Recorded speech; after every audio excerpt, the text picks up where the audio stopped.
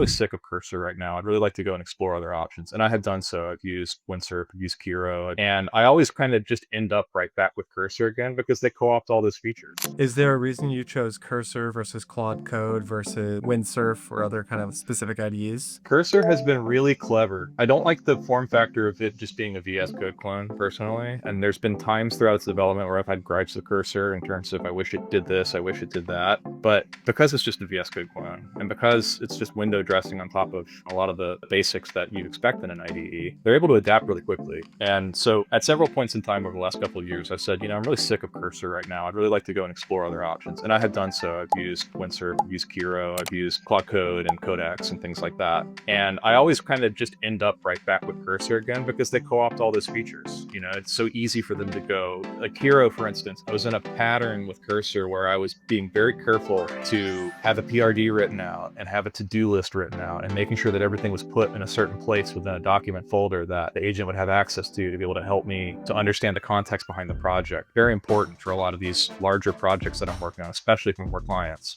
Amazon came out with Kiro, and Kiro sort of had that as its basic feature set. It was another VS Code clone, but very explicitly said, we're writing a PRD, we're putting it here, we're writing a to-do list, we're putting it here, we're going to track everything this way. I immediately was like, okay, that's very cool. That's exactly how I think about it. That's the usage pattern that I have in Cursor. It's just sort of made explicit. I tried to use it for a little bit, and I think it was a week or two, and Cursor was like, yeah, me too. I have that functionality now. And so I end up back with Cursor every time.